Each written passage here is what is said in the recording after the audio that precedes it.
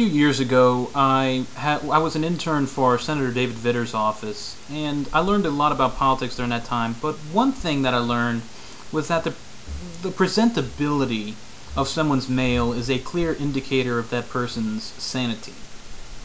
The office I worked at would receive a lot of mail on a weekly, even daily basis from people.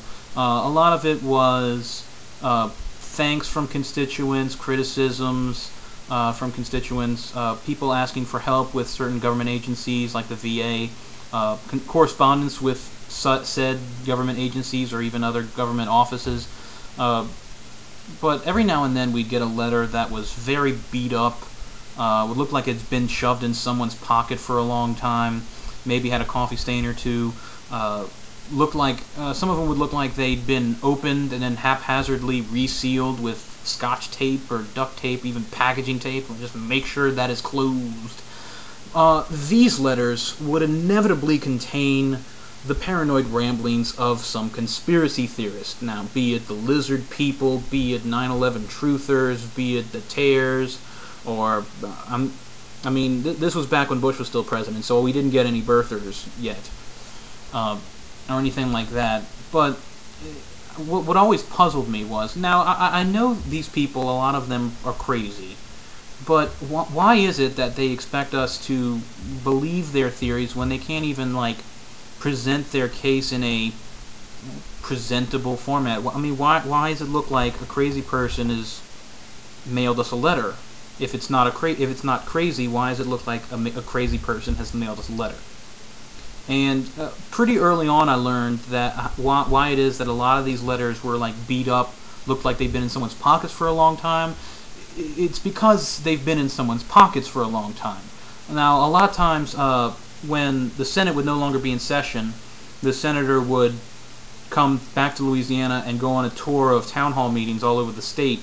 And after each of these town hall meetings, there'd be a crowd outside of people who still wanted to ask questions, wanted assistance, and wanted to ask these things in person.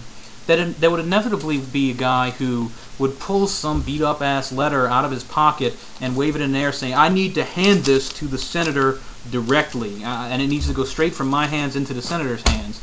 And this would be a conspiracy theorist 9 times out of 10 with some kind of wacky conspiracy theory he wanted to warn the senator about.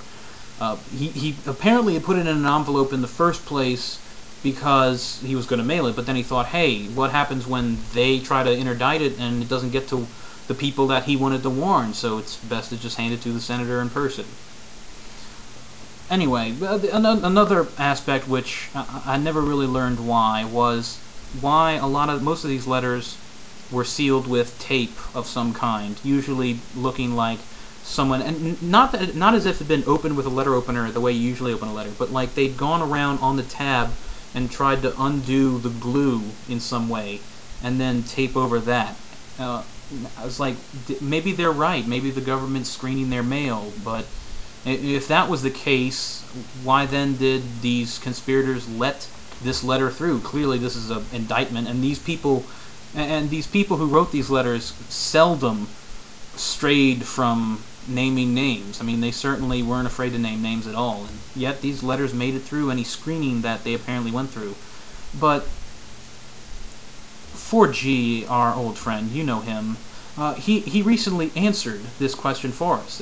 The fact is, the reason they look like they've been reopened and taped shut is not because they've been screened, at least not by the conspirators trying to look for anything criminalizing. The fact is they've been reopened and screened by the conspiracy theorists themselves because they have some innate fear of something that they thought of only after they were getting ready to mail it off. And, well, just watch this video from 4G and it'll become pretty clear pretty quickly. What's up, YouTube? This is my census letter that almost got mailed off today. But I texted my wife. Luckily, she got my text before she dropped it in the outgoing mail at her work. Why did I want her to catch this before she sent it? Well, in the rush yesterday of filling it out, as you've seen in my other video, I didn't even think when I lit the back of it. Got my DNA all over it. Can't have that, so I'm gonna have a remedy for that to fix that wagon. Let's get it. That's weird. It ain't hurting no. Her. Leg. Oh, yum. Wait, get some more slobber. Come here. Poor dog. Like a taco machine.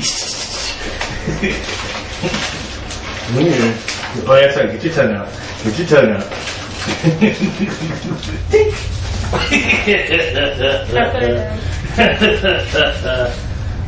Poor dog.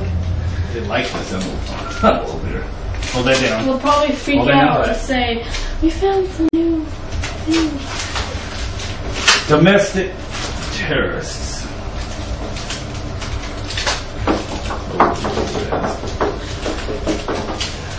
Okay, successfully intercepted the census letter before my wife dropped it off. Saturated the self-adhesive area with DNA from 3 different pets in my house. Oh yeah. Hey, it could have been worse. I could have put a big fat skid mark on it. Or I could have urinated on it, just like people suggested. I didn't do anything like vile like that. But if they check the DNA, they're going to be in for a surprise. So, and then I added this nice little touch to it right there. What does that say? So, apparently, 4G thinks that the government is after his DNA. You know, and 4G, he's all about protecting that 4G bloodline.